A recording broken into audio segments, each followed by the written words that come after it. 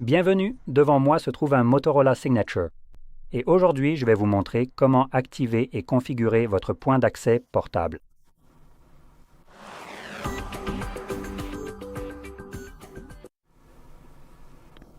Pour commencer, vous devrez faire glisser votre doigt 2 fois vers le bas depuis le haut de l'écran, ce qui fera apparaître tous vos raccourcis.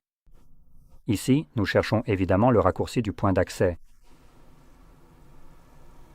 Voyons combien de temps cela me prend. Le voilà. Espérons que vous en trouverez un autre parmi les différentes pages disponibles. Et si vous ne le trouvez sur aucune des pages, il se peut que vous deviez l'ajouter. Vous pouvez le faire en cliquant juste ici sur ce crayon, en faisant glisser vers le bas, et tout ce qui se trouve sous ce texte. Ici, ce sont des raccourcis que vous pouvez ajouter. Disons par exemple que je veux ajouter le thème sombre. Je vais simplement le maintenir appuyé et le texte ici va changer. Une fois que je l'ai fait glisser au-dessus du texte, vous pouvez voir qu'il est maintenant ajouté. Et quand je reviens en arrière, il devrait se trouver sur, la dernière page, étant donné que je l'ai déposé tout en bas, et oui, le voilà. Donc, une fois que vous trouvez votre raccourci Hotspot ajouté ici pour la première fois dans la liste des raccourcis, vous devez le maintenir appuyé. Et cela vous amènera rapidement à ces paramètres. Ici, nous allons commencer par sélectionner le mot de passe du hotspot, qui est un mot de passe généré aléatoirement et que vous n'avez aucun moyen de connaître tel qu'il est défini. Si, vous n'êtes jamais allé ici. Maintenant, lorsque vous cliquez dessus, je recommande en fait de simplement le supprimer et de définir votre propre nouveau mot de passe qui doit comporter au moins 8 caractères. Cela peut être des lettres, des chiffres. J'ai choisi quelque chose de très simple, de 1 à 8 en chiffres, facile à retenir pour moi. Validons par OK. Juste en dessous, voici une option intéressante sur la compatibilité et la vitesse. C'est réglé sur 5 GHz. Ce n'est sans doute pas le réglage par défaut. Donc par défaut, je pense que ce sera le 2,4. Si ce n'est pas le cas, alors vous pourriez être intéressé à le changer en 2,4. Maintenant, pour expliquer cela un peu plus en détail, plus précisément aussi, si c'est réglé sur 5 GHz pour une raison idiote, ces deux options varient légèrement.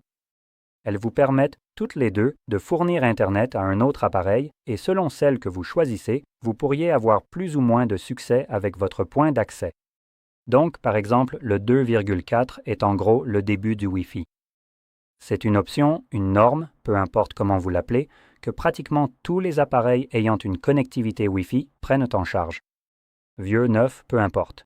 S'il a le Wi-Fi, il prend en charge le 2,4 et vous pouvez vous y connecter sans problème. Maintenant, c'est super. L'inconvénient, c'est que ce n'est pas le plus rapide. Donc ça, c'est un point. Il y aura aussi un nombre limité de personnes qui pourront s'y connecter. Clairement moins que la version 5 GHz, donc c'est un autre inconvénient. Mais pour ce qui est du réseau mobile et des points d'accès sur vos appareils, ces deux options ne sont pas forcément de vrais inconvénients pour le réseau mobile. Vous n'avez probablement pas une vitesse fulgurante, peut-être 30 mégabits si vous avez ça, ce qui, selon l'endroit où vous vivez, peut même être plus rapide que ce que vous avez chez vous.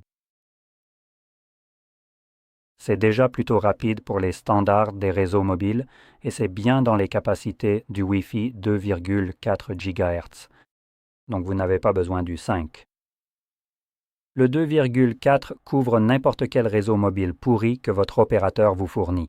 En général, tant que vous n'avez pas, disons, 100 ou 200 mégabits, vous n'avez probablement besoin de rien d'autre. Au-delà de ce premier point, il s'agit du nombre de personnes qui peuvent s'y connecter. Encore une fois, vous n'êtes pas en train de faire tourner un foutu serveur sur votre téléphone, et il ne devrait normalement pas y avoir des centaines de personnes connectées à votre appareil. Donc, si c'est le cas, il vaudrait peut-être mieux investir dans un routeur plutôt que dans un téléphone. Mais évidemment, les hotspots sont généralement utilisés comme une solution occasionnelle pour accéder à Internet sur votre ordinateur portable. Quand vous êtes hors de chez vous et que vous n'avez pas de Wi-Fi, vous créez un hotspot et c'est réglé. Donc en général, cela se traduit par 1 ou 2 connexions d'appareils, en moyenne je dirais. Donc, encore une fois, pas besoin d'une connexion à 5 appareils. Vous n'atteignez même pas les capacités du 2,4. Donc, ce sera la meilleure option. Maintenant, la seule fois où je dirais que le 5 GHz pourrait être une meilleure option, c'est si vous vivez dans une zone densément peuplée. Peut-être que c'est un endroit comme New York et que le réseau 2,4 GHz, lorsque vous essayez de l'utiliser comme hotspot là-bas, À cause du nombre de signaux présents, il pourrait y avoir des problèmes, des coupures, ou vous pourriez simplement être déconnecté. Je n'ai jamais vécu ce genre de choses, mais je ne vis pas non plus à New York. Mais je sais que d'un point de vue technique, il y a très probablement énormément de signaux, surtout en 2,4, dans des zones densément peuplées comme New York.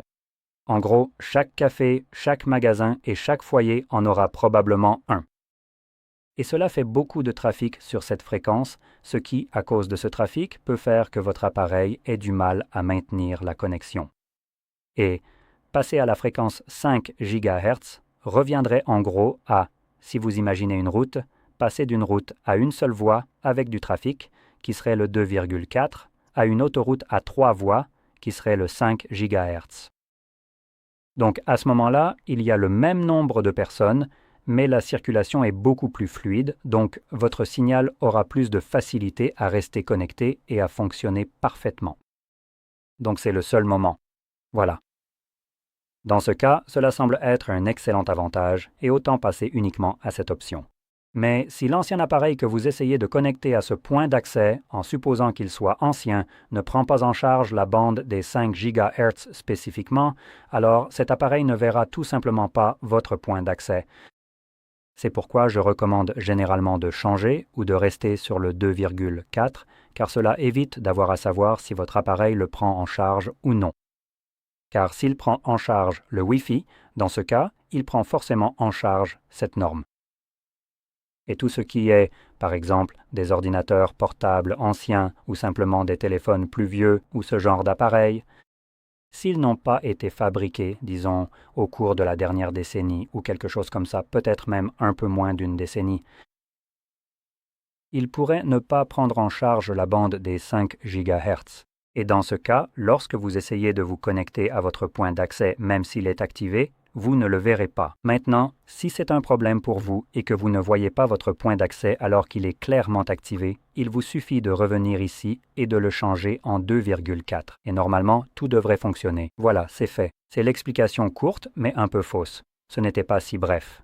Côté compatibilité, on a le point d'accès Wi-Fi 6. Je ne vois pas trop l'intérêt du Wi-Fi 6 ici en option. En sélectionnant le réseau 5 GHz ici même, vous utilisez techniquement le Wi-Fi 6. Le Wi-Fi 6, à ma connaissance, comporte 5 GHz. Alors pourquoi s'agit-il d'un bouton séparé? Enfin bref. Une fois que tout est sélectionné ici, je voudrais parler d'une dernière chose, qui est cette option juste ici. Désactiver automatiquement le point d'accès lorsqu'aucun appareil n'est connecté. C'est une option plutôt sympa ici, car elle déconnecte ou désactive le point d'accès, lorsque vous vous déconnectez du point d'accès lui-même. Donc, je pense que ça ne le fait pas immédiatement. Ça le fait après, disons, quelques minutes d'inactivité. Donc, cela vous laisse un peu de temps, mais c'est mieux, car il faut vraiment se déconnecter du point d'accès. Vous pouvez le faire de différentes manières. Vous n'avez pas besoin de vous déconnecter manuellement. Par exemple, si vous utilisez un ordinateur portable, vous pouvez simplement fermer le couvercle. Cela va évidemment déconnecter du point d'accès puisque votre ordinateur portable se mettra en veille.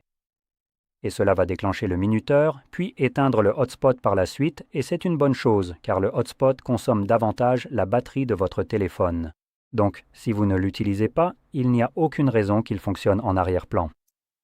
Bon, de toute façon, terminons maintenant. Chaque fois que vous souhaitez activer votre hotspot, il vous suffit de trouver le bouton, d'appuyer dessus, et vous voyez qu'il est maintenant activé. Et cela nous donne aussi cette petite icône ici dans la barre d'état pour indiquer qu'il est actuellement en fonctionnement et que vous pouvez vous y connecter. Une fois que vous avez terminé, vous n'avez pas non plus besoin d'attendre que le hotspot s'éteigne tout seul. Vous pouvez le faire vous-même en retrouvant ce bouton et en appuyant dessus une seconde fois. Voilà, si vous avez trouvé cette vidéo utile. N'oubliez pas de liker, de vous abonner et merci d'avoir regardé.